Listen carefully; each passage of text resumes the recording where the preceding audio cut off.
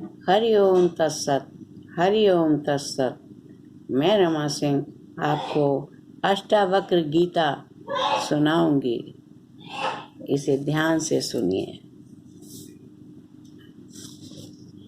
पहले और दूसरे सूत्र में अष्टावक्र बंधन और मोक्ष की अलग अलग व्याख्या करते हैं, किंतु इसमें वे सार रूप में एक ही सूत्र में व्याख्या कर देते हैं।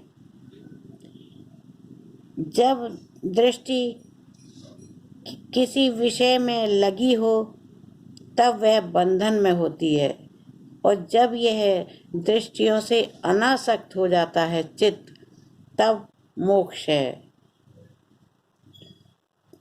इसमें अष्टावक्र एक और महत्वपूर्ण बात कहते हैं कि कर्म में लगा होना ही बंधन नहीं है, बल्कि आत्मा से भिन्न दिखाई देने वाले समस्त विषयों के प्रति किसी भी प्रकार की दृष्टि भी बंधन ही है।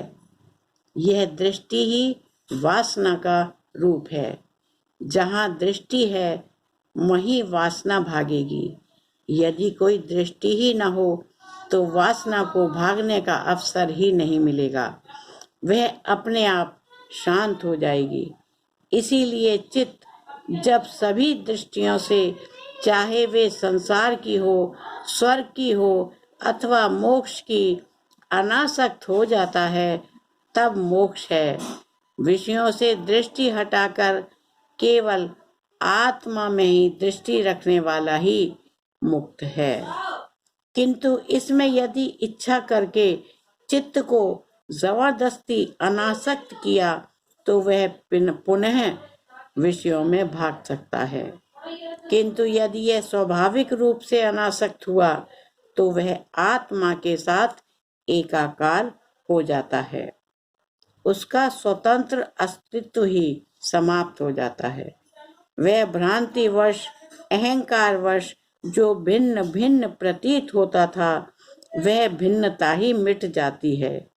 इसी को चित्त का आत्मा में लय होना कहा गया है। इसके बाद फिर उसमें वासना, कामना की तरंगें उठ ही नहीं सकती। जैसे भुना हुआ चना अंकुर पैदा नहीं कर सकता, उसी प्रकार आत्मरूप होने पर वह चित्त रहता ही नहीं, तो फिर उसमें वासना का बीज भी कैसे रह सकता है। हरि ओम तत्सत।